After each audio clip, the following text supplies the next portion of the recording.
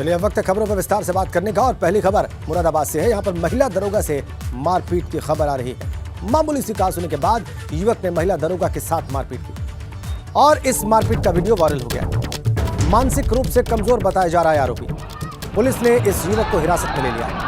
ये देखिए आप ये वीडियो वायरल हो चुका है और आप इसमें बहुत साफ देख सकते हैं संघर्ष इस युवक का जो मानसिक रूप से कमजोर बताया जा रहा है। महिला दरोगा के साथ इसे मारपीट करते हुए भी आप देख पा रहे हैं। बाद में एक स्थानीय व्यक्ति ने उसे पीछे से पकड़ा। एक महिला पुलिसकर्मी भी वहां पर पहुंची और फिर देखिए फिर एक बार संघर्ष हुआ इस युवक।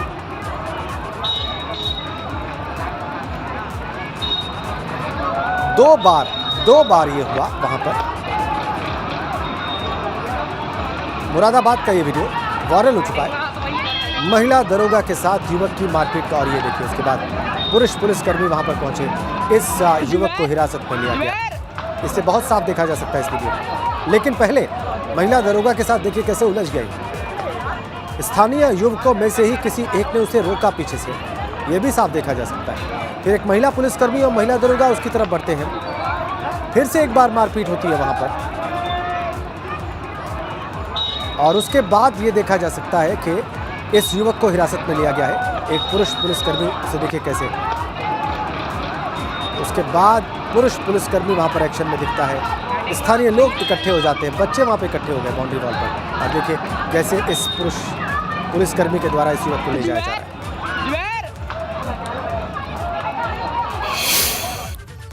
इधर खबर गोरखपुर से है। यहाँ पर दो पक्ष आपस में ऐसे भिड़े कि देखने वाले देखते ही रह गए। दोनों पक्षों के बीच जम के कुर्सियां चली और इस मारपीट में 6 लोगों के घायल होने की खबर। और अब इस मारपीट का वीडियो वायरल हो चुका है। बताया जा रहा है कि अधिकारियों के सामने ही ये दोनों पक्ष आपस में भिड़ गए।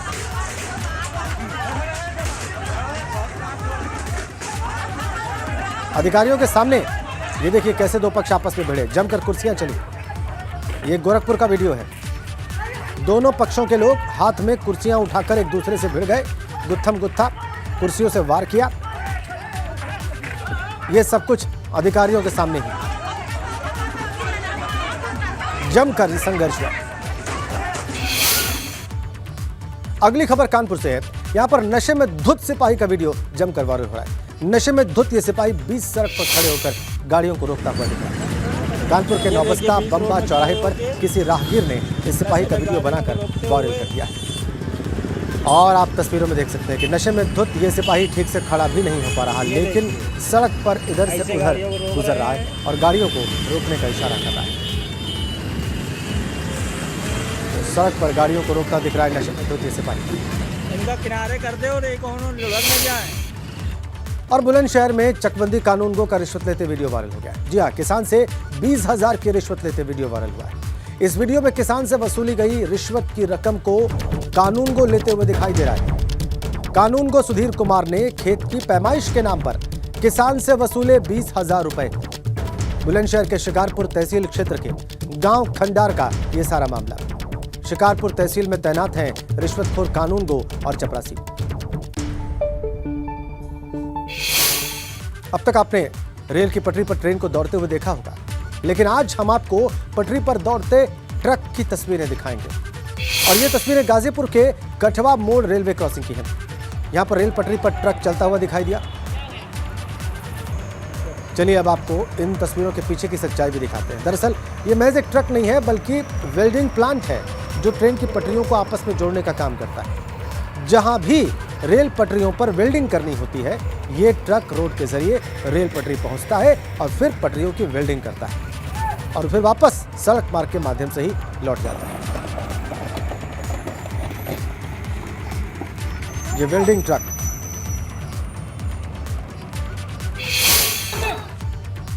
आगे बढ़ते हैं। पीलीभीत की जमुनिया खास में एक स्कूल चर्चा का विषय बना हुआ है और इस स्कूल को ट्रेन का आकार दिया गया है। इसके बाद यह स्कूल आकर्षण का केंद्र बन गया है।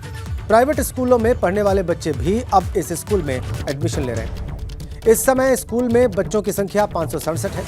साथ साथ राज्य मंत्री असीम अरुण ने जिला कलेक्ट्रेट के साथ समीक्षा बैठक में स्कूल की तारीफ की और टीचर को सम्मान पत्र भी भेजा है। आकर्षण का केंद्र बन गया स्कूल, ट्रेन के आकार का बनाया गया। पीलीभीत से तस्वीरें ये अभी कुल 567 छात्र छात्राएं इस स्कूल में पढ़ते हैं। मंत्री असीम अरुण ने सम्मान पत्र भेजा है, तारीफ की है स्कूल की। सरकारी स्कूल है, ट्रेन के आकार का बनाया गया है। और अब बात मेरठ की, यहां पर पिटबुल का अटैक दिखाई दिया। एक पिटबुल नस्ल के कुत्ते ने लड़के पर हमला कर दिया और इस हमले में लड़का बुरी तरह से जख्मी हो गया। लड़के के साथ जो व्यक्ति था वो भी घायल हो गया। पिटबुल ने अपने मालिक पर भी हमला कर दिया। ये देखिए आप, पिटबुल के अटैक के बाद की तस्वीर थी, बच्चा घायल। ये पेट्रोल पंप जो पड़ता है, यहाँ पर एक कुत्ते वगैरह, बिल्ली वगैरह, इन चीज़ों का पालने का शौक रखते हैं। तो वहीं बराबर में एक स्पेयर पार्ट की दुकान है, जो वहाँ पर मैकेनिक की लाइन है। तो कुत्ते ने उसको, एक बच्चे को पकड़ लिया जबड़ा। कौन सा कुत्ता था? कुत्ते का नाम, कुत्ता जो है पिटबुल था। उसका जबड़ा भी बहुत चौड़ा था और उसने पकड़ लिया और बच्चा जो है खून से लहूलुहान हो गया। कस्बा मवाना में सालिम नाम के एक जो है बालक को, लगभग जिसकी उम्र 15-16 साल की वर्ष के लगभग है, बस स्टैंड के पास जो है एक संजय निवासी है, जिनके घर में एक पिटबुल कुत्ता बताया जा रहा है, उसके द्वारा उस पर हमला कर दिया गया और उसके हाथ पे और गर्दन पे उसकी चोट है। और उसको छुड़ाने पे संजय के भाई सौरभ को भी जो है बदन में कुत्ते द्वारा काटा गया है, जिनका धर्मपाल हॉस्पिटल में जो है इस समय इलाज चल रहा है, एडमिट है वहाँ पे। इसमें पूरे प्रकरण में जांच कराकर उसमें आवश्यक कार्रवाई की जाएगी। इधर एटा में आज सुबह हुई हल्की सी बारिश से ही शहर की सड़कें जलमग्न हो गई। जगह जगह से जल भराव की तस्वीरें हमें मिली। सड़कों से लेकर घरों के अंदर पानी घुसा हुआ है और आपके सामने जो तस्वीर है, आप इसमें बहुत साफ देख सकते हैं कैसे हल्की सी बरसात में ही शहर पानी पानी हो गया। लेकिन इस बारिश ने एटा नगर पालिका के तमाम इंतजामों की पोल खोल कर रख दी। बरसात के पानी की निकासी की व्यवस्था नहीं होने से पूरे शहर में जल भराव की समस्या खड़ी हो गई। नगर पालिका परिषद ने बरसात से पहले नालों की सफाई नहीं कराई, ऐसा आरोप है।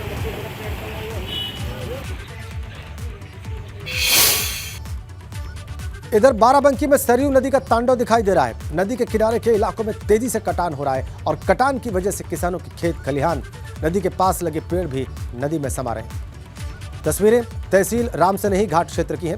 यहाँ पर सरयू नदी के किनारे बसे बसंतपुर पत्रा सेमरी गांव में बहुत तेजी से कटान हो रहा है। बाढ़ प्रभावित लोगों का आरोप है कि बीते 2 दिनों से हो रहे कटान की सूचना देने के बावजूद कोई भी जिम्मेदार अधिकारी मौके पर नहीं पहुंचा। लेकिन अधिकारी सब कुछ ठीक होने का दावा कर रहे हैं। जिले के अपर जिलाधिकारी राकेश कुमार सिंह का कहना है कि बाढ़ चौकियों को अलर्ट कर दिया गया है। बाराबंकी की तस्वीरें। और उन्नाव के सरकारी अस्पताल में इलाज मोबाइल टॉर्च की रोशनी में होता है। ईसीजी टेस्ट होता है, मरीजों की दवाइयां लिखी जाती हैं, सिरिंज लगाए जाते हैं, इंजेक्शन लगाई जाती हैं, दवाएं चढ़ाई जाती हैं और जिला अस्पताल में घंटों बिजली गायब रहती है। और सीएमएस कहते हैं कि उन्हें अभी अभी पता चला है। सवाल है, आखिर क्यों? रिपोर्ट देखिए।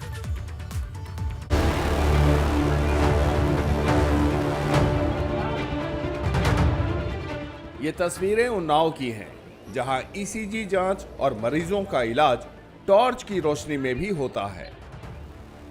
उन्नाव जिला अस्पताल में घंटों बिजली गायब रही। अंधेरे में मरीजों का इलाज होता रहा। परिजन हंगामा करते रहे। करीब 2 घंटे बाद अस्पताल प्रशासन को याद आया कि अस्पताल में बिजली बहुत जरूरी होती है। यहाँ जो परिसर में ट्रांसफार्मर है, वो वहाँ से विद्युत आपूर्ति बाधित हो गई है। तो उसी दौरान चूँकि मरीज का ईसीजी हो रहा था, ईसीजी करना हार्ट का बहुत आवश्यक होता है, तो उन्होंने किया है। लेकिन हम लोगों ने जनरेटर पे पूरा अस्पताल अभी भी चल रहा है। हमारे इंजीनियर्स जो है वो विद्युत विभाग के अभी भी ट्रांसफार्मर पे लगे हुए हैं काम कर। घंटों इमरजेंसी वार्ड में मोबाइल टॉर्च की रोशनी इलाज के लिए आंखें बनी रही। डॉक्टर मरीजों के लिए प्रेस्क्रिप्शन लिखते रहे, मरीजों का इलाज करते रहे, उन्हें दवाइयां देते रहे। वैसे तो अस्पताल में बिजली सप्लाई के लिए जनरेटर है, लेकिन वो करीब 2 घंटे बाद चालू किया गया। इसे लेकर सीएमएस के अपने तर्क हैं। उधर अस्पताल के कर्मचारियों ने ऑफ द कैमरा बताया कि डीजल का बजट ना होने से जनरेटर चालू नहीं किया जाता है। Bureau report, ABP Ganga. और इधर फतेहपुर के एकारी गांव में बाइक पर सवार बदमाशों ने लूट की वारदात को अंजाम दिया। मंदिर से दर्शन करके घर जा रहे दंपत्ति और मासूम को बदमाशों ने बंधक बना लिया और नकदी समेत ज्वेलरी लूट कर वहां से फरार हो गए। और इतना ही नहीं, बदमाशों ने दंपत्ति और मासूम बच्चे के साथ मारपीट भी की। इस वारदात में घायल दंपत्ति और मासूम को अस्पताल में भर्ती कराया गया। फिलहाल पुलिस आरोपियों की तलाश में जुटे होने का दावा कर रही है।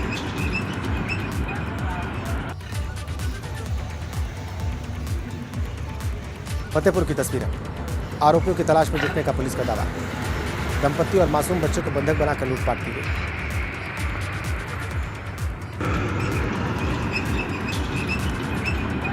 नकदी और ज्वेलरी लेकर फरार हो गए हैं बदमाश।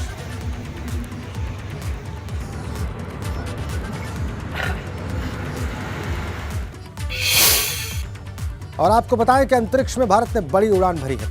इसरो ने आज पहले स्मॉल सैटेलाइट व्हीकल को अंतरिक्ष में भेजने के लिए लॉन्च कर दिया। इसरो के रॉकेट SSLV-D1 ने श्रीहरिकोटा के लॉन्च पैड से उड़ान भरी है। 500 किलोग्राम तक अधिकतम सामान ले जाने की क्षमता वाला यह रॉकेट एक पृथ्वी अवलोकन उपग्रह 02 को लेकर जा रहा है। इसे पहले माइक्रो सैटेलाइट 2A के नाम से जाना जाता था। इसका वजन लगभग 142 किलोग्राम है और इसके साथ ही 750 छात्राओं ने जिस आज़ादी सेट को बनाया है उसे भी लॉन्च कर दिया गया है। आपको बताएं कि SSLV उपग्रह 6 मीटर रेजोल्यूशन वाला एक इंफ्रारेड कैमरा भी लेकर जा रहा है। उस पर सरकारी स्कूलों की 750 छात्रों की तरफ से बनाया गया 8 किलोग्राम का आज़ादी सैटेलाइट भी। स्पेस किड्स इंडिया के अनुसार इस परियोजना का महत्व यह है कि इसे स्वतंत्रता की 75वीं वर्षगांठ के अवसर पर आज़ादी के अमृत महोत्सव के तहत बनाया गया है।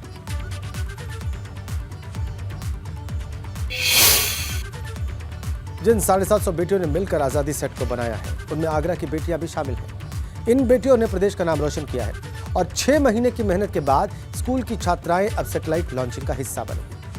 आज़ादी सेट की लॉन्चिंग पर आगरा की टीम की तरफ से गई तानिया सोलंकी के पिता और माता को अपनी बेटी पर गर्व है।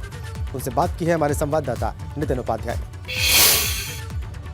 श्रीहरिकोटा से जो सैटेलाइट लॉन्च हुआ है उसमें आगरा के गणेश राम नागर सरस्वती बालिका विद्या मंदिर की 9 बेटियों ने 6 महीने से वो लगातार मेहनत कर रही थी और आज उनको वो फल मिला है। हमारे साथ तानिया सोलंकी के माता पिता हैं जो उस प्रोजेक्ट की जो टीम बनाई गई थी उसकी एक कहा जाए अंग रही हैं। तानिया सोलंकी आज इसरो में हैं, लेकिन उनके माता पिता इस उपलब्धि से फूले नहीं समा रहे हैं और न केवल उनके माता पिता को बल्कि स्कूल को, पूरे आगरा को तानिया सोलंकी और बाकी बच्चियों पर नाज है। एक कहा जाए गर्व की अनुभूति हो रही है।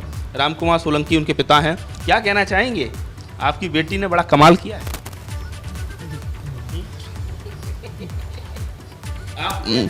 लेकिन चेहरा तो कह रहा है कि एक गर्व महसूस हो रहा है। जी, गर्व महसूस हो रहा है।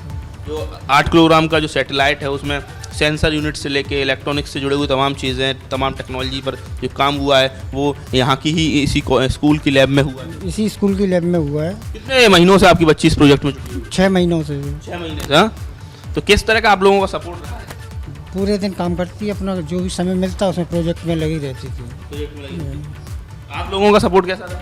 बहुत अच्छा रहा है। आप लोग लगातार सपोर्ट करते हैं। क्या नाम है मैडम आपका? अनीता सोलंकी। अनीता जी, क्या लग रहा है? ये छोटी सी बच्ची है, हाई स्कूल अभी पास किया है, 11th में आई है और ऐसे में पूरी 9 बच्ची हैं और ये कहा जाए कि बता रहा है कि भविष्य बहुत बेहतर है। जी, क्या कहना चाहेंगे आप उसके बारे में? अब क्या कहें, जो अंदर जो खुशी है ना वो निकल के ही नहीं आ पा रही है बाहर। कहते हैं इसरो वो जगह है, पूरा हिंदुस्तान का सबसे बड़ा वैज्ञानिक केंद्र है। इसरो वो हाँ, प्रोजेक्ट उसका सैटेलाइट की लॉन्चिंग हो रही है। जी, अच्छा बोलना है। क्या कहना चाहेंगे? नहीं, अब मुझे बहुत अच्छा लग रहा है, मैं कुछ कह नहीं पा रही इसके बारे में। आप लोग कहते हैं ये लोग स्पीचलेस हैं, कहीं ना कहीं शब्द नहीं निकल रहे, लेकिन मन का भाव चेहरे पर नज़र आ रहा है। एक सुकून का भाव है, एक आत्म संतोष का भाव है और एक गर्व की अनुभूति है जो अपने बच्चे के सफल होता देख हर किसी के माँ बाप के जो चेहरे पर जो भाव होता है वो अनीता जी के और रामकुमार जी के चेहरे पर देखते ही नज़र आ रहा है। पिछले 6 महीने से तान्या और उनकी जो तमाम जो कहा जाए साथी हैं जो उनकी वो जुटी हुई थी और ऐसे में 750 बेटियों का इस आज़ादी सैटेलाइट को बनाने में चयन किया गया। आगरा में गणेश राम नागर सरस्वती बालिका विद्या मंदिर को उसकी जिम्मेदारी दी गई। 9 बच्चियों की टीम है। सुबह 6:30 बजे वो इसरो पहुंच चुके हैं और अब उसकी जो लॉन्चिंग हो चुकी है। तो कुल मिला के कहा जाए हस्ताक्षर अब अंतरिक्ष में आगरा की बेटियों ने अमिट हस्ताक्षर अपने दर्ज करा दिए हैं। आगरा से Nitin Upadhyay, ABP। UP orthopaedic association इस समय यूपी पुलिस के जवानों को विशेष ट्रेनिंग दे रहा है कि कैसे सड़क के किनारे किसी घायल की जान बचाई जा सके। असल में इंडियन ऑर्थोपेडिक एसोसिएशन का 1 से 7 अगस्त तक बोन एंड जॉइंट वीक होता है। इस बार की theme each one save one है और इसी के तहत लखनऊ पुलिस लाइन में भी एसोसिएशन की तरफ से पुलिस के जवानों को ट्रेनिंग दी जा रही है। पुलिस लाइन में करीब 200 लोग प्रतिदिन ट्रेनिंग ले रहे हैं और इसमें सड़क के किनारे घायल हुए व्यक्तियों को बचाने के बारे में प्रशिक्षण दिया जा रहा है। रोजाना 200 लोग ट्रेनिंग ले रहे हैं और यूपी ऑर्थोपेडिक एसोसिएशन ने ये प्रशिक्षण देने का कार्यक्रम बनाया।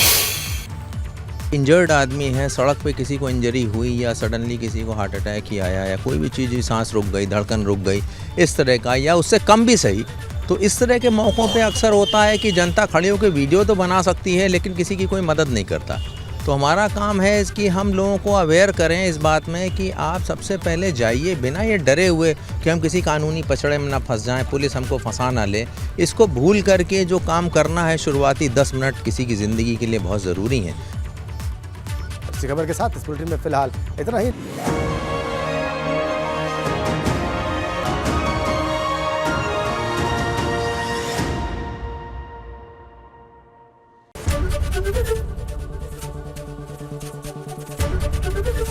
एबीपी गंगा, खबर आपकी, जुबान आपकी।